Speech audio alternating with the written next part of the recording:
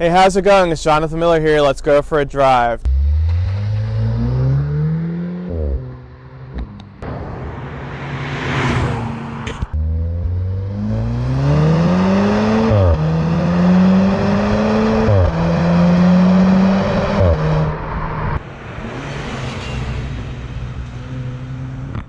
Today I'm with a Mark 7 Volkswagen Golf R, four-wheel drive, about 300 horsepower. We're going to take a look and see if this is worth $10,000 more than its little baby brother, the GTI. If you're new here, please hit that subscribe button. If you like the video, give it a little thumbs up at the end and hit the bell to be notified when new videos come live. This is a 2016 Volkswagen Golf R. Power comes from a 2-liter, 4-cylinder turbo motor producing 292 horsepower and 280 pound-feet of torque. This is actually the same motor from the Audi S3. This particular car is fitted with the 6-speed DSG dual-clutch transmission, but a manual is also available. 60 miles per hour comes in under 5 seconds when using a DSG and launch control. Power is sent to all 4 wheels by a Haldex all-wheel drive system, or as Volkswagen calls it, 4Motion. The R is differentiated from the GTI by a lowered body, unique wheels, double the number of exhaust outlets, more aggressive front and rear bumpers, unique LED daytime running lights, and an adaptive dynamic chassis control suspension. This car is featuring the VMR Velocity Motorworks V810 wheels, 18 inches. They are flow-formed concave mesh. These ones are finished in silver. Wheels look really good. They clear the big R calipers. He's running aftermarket slotted and cross-drilled rotors. We're inside the cockpit of the Volkswagen Golf R. It's a DSG dual-clutch transmission, so it looks like an automatic. Put it in drive, click it to the right, that puts us in manual. One click more down, it puts us into the sport manual. So we're in first, and let's go. This car has upgraded Leo paddles.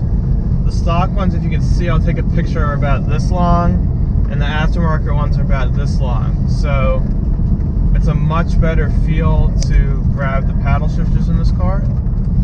The Golf R is a big upgrade over the GTI. The GTI is front wheel drive.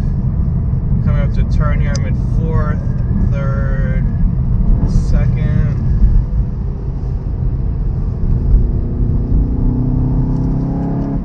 And this car adds 4-wheel drive to the mix. I believe it is an electronic 4-wheel drive. It's not a mechanical 4-wheel drive, so basically I believe most of the time, most of the power is at the front wheels, and when it detects slip in the back, it will electronically send power to the rear wheels. I can tell you one thing, the suspension is much stiffer. It's a more solid ride than the GTI. As you guys know, I've got a 2015 GTI, same body style Mark 7 as this car. Alright, we'll give it a little gas here.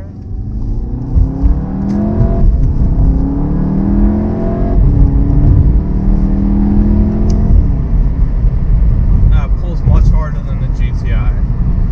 And the dual clutch DSG transmission shifts really quick and smooth on the upshifts. And obviously, I found that most dual clutches shift much quicker on the downshift, which this one does as well. Like the GTI, there is you can set an individual settings. On the GTI, my car has mechanical shocks. I don't have the electronic shocks, so I can't adjust the shocks, but you can adjust the swivel headlights. You can adjust the engine tune for a little more throttle response. This car goes a little further. You can adjust, it has electronic dampers, so you can put it in, a sport and a comfort mode on the suspension. I'll show you guys a picture of what the dash looks like. In the upper right hand corner there's a little number which is your gear. The guy that owns this car told me that he would rather see the gear more prominently displayed, because especially when you're not in the full manual mode, it can change gears automatically for you. So obviously you cannot tell whatsoever what gear you're in with the paddle shifter. So when you have just this tiny little number in the top right hand corner, it's sometimes hard to tell. So if you had, instead of maybe your speedometer, which is the biggest number here in the middle, if you're able to put the gear number in there, it would be a little more helpful. Especially if you take this car to the track, which I know a lot of guys do. This car has a couple little cosmetic and some performance modifications. The bezels around the volume controls and the climate are this like knurled aluminum look, like a dumbbell. Obviously, as I said before, the longer paddle shifters. We'll take a look on the outside, but the Golf R has black painted mirrors, are not body color. On the GTI, they're body color. And Golf Rs, I don't believe, are available with the moonroof, which on my GTI, it was an option in one of the packages. These downshifts are really quick. So some of the performance mods that this owner has done to the car, he has upgraded rotors front and rear. Obviously we were running on the VMR wheels with the Michelin Pilot Sport summer tires. They make a huge difference over the stock wheel and tire setup. These wheels are a little bit lighter. The offset's a little bit different, so we get a little wider track. Obviously the Michelin Pilot Sports are sticky. It's 30 degrees here in Philadelphia today, so obviously traction is an issue with summer tires, but I'm not having any issues right now with any grip. And of course we've got four-wheel drive, so we should have even more grip. The GTI, obviously being front-wheel drive, spins a lot. Even with only 200 horsepower, if I give it full throttle, I spin those front wheels. Even after upgrading to a little better high performance all season, because I drive the car all year, I need an all season for the snow, I still will spin those front wheels. Also, the GTI doesn't have a mechanical limited slip. It has electronic limited slip. I believe the newer Mark 7.5s are had with a mechanical limited slip, which is something I was thinking about at one point to upgrade the car to like a Quaife differential, but maybe we'll do that in the future. We're going around the turn here. You can definitely feel the four-wheel drive system compared to my GTI's front-wheel drive on that.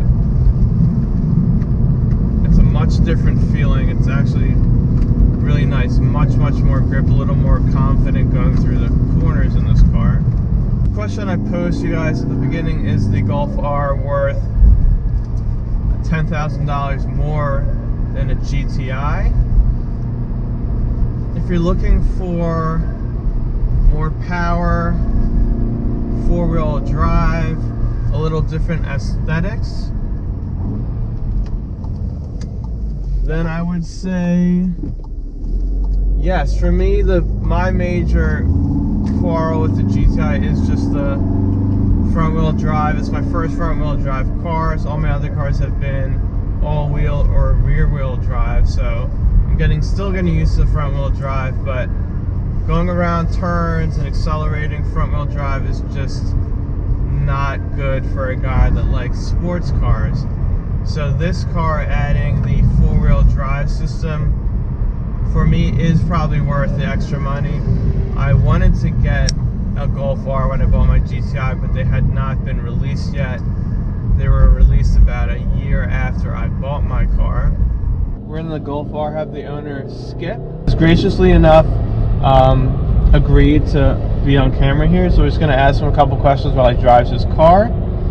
So basically, Skip, just give me your basic, maybe overall driving impressions of the car, and why, when you bought the car, why you picked this car, and maybe what a couple of other cars you looked at. Well, first of all, I came to this car from a 2012 R. It was a manual, it was 6-speed. And we had 2 cars at the time, and we're getting rid of having 2 cars. I would have gotten another stick, but my wife didn't really want to have to drive a stick all the time. I understood that, and that's one reason why I went for DSG. And I have to admit that however much I miss the stick, and I do, we live inside the city, and there are plenty of times when traffic is such that not having to worry about shifting is better. So that's how I came to this car. There really wasn't anything else I looked at. I drove, before I had the 2012 R, I had a 2004 Mini Cooper S, and loved that car. It was like a go-kart on steroids. Yeah. I had done some slight mods to that too. I'd gotten rid of the run flat tires and the 17-inch, the wheels that went with it. And I saved about 5 pounds unsprung weight wheel, which that's really critical to me in terms of modifications for a car. I think it makes a huge difference. And in town, the run flats ran really harsh. But I got tired of the pounding all the time in that car, which is what prompted me to move to the 2012 R. For me, the hatchback is, I just need the convenience between family stuff and work and all the rest. A 2-seater is not really practical. The 2 doors are less practical, so we've had the 4 doors in both R's. And I have a personal preference for feel of German cars versus Japanese. So while the WRX might have been an option, all in all, it didn't really appeal to me. And I think it's just generally, this car has just a tremendous blend of sophistication as well as the edge, which is one thing John and I have talked about, that this car just has more edge than the GTI, and that was something I was looking for. Let's talk about, you were talking about the unsprung weight on the Mini. Right. So we've got the new VMR wheels on this car. What made you choose VMR? And obviously they're lighter than the stock wheels, so that obviously was something that played into your decision there. Yeah, absolutely. Well, so unsprung weight is critical. I also, with the Mini in particular, I got rid of run flats, which were, they weighed a ton. And that to me is one of the biggest differences. I mean, I could have some interest in having more horsepower. I'm not practically going to be able to make use of it. I don't track the car. But on the opportunities to drive it, road holding and handling are the things that you really get to experience. And so going to the VMRs, not only did I like the way they looked, and I prefer the silver finish to them. Not only did I like the way they looked, but just saving the weight per wheel made a big difference, as did the fact that I got a little bit more offset here, which changed it and it just made the car that much more stable. They were very finely balanced, and the car is just rock solid at this point with them. The other thing that I did, which John I think mentions earlier, is I went to stainless steel brake lines on them. And the value there is that the brakes before were very much an on-off proposition. There was very little feel. And again, because I think that in a driving assertively on the road, nobody's going. I'm not driving 10/10ths on the road. So your ability to balance the car is really where you end up getting pleasure out of it. And with the brakes being on/off the way they were before, the stainless steel lines have really made it possible to feather the brakes and feel them. And I'm also working on more left foot braking in this car, which of course I wouldn't have done if I was shifting a manual. But it does let you kind of play the DSG in a way that you didn't before. The wheels have been great. They're staying clean, better than before. The slotted and drilled rotors. It'll help there a little bit too. And it's just better feel at the wheel at this point with the lighter wheels.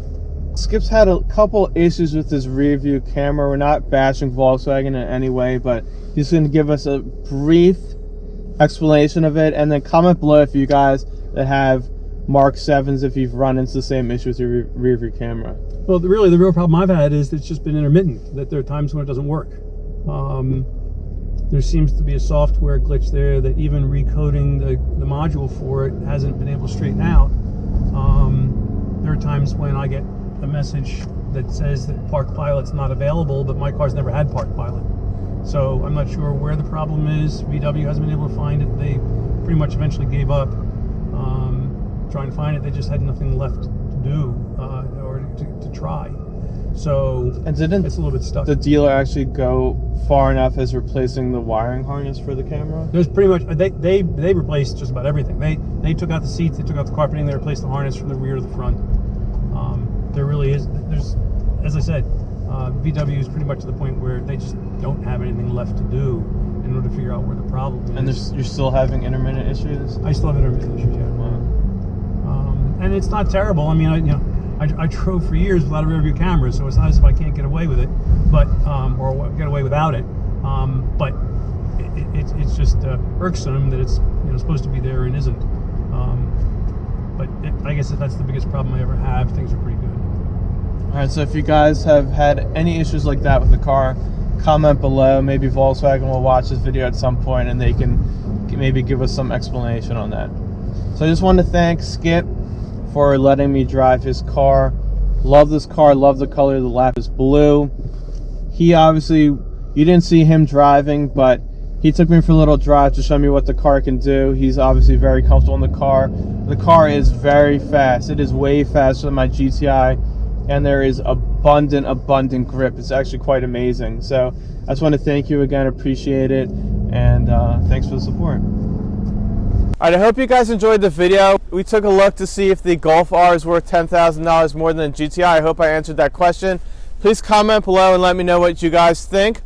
If you're new here, hit that subscribe button, give it a thumbs up, and hit the bell to be notified of new videos. Thanks a lot, take care, drive safe.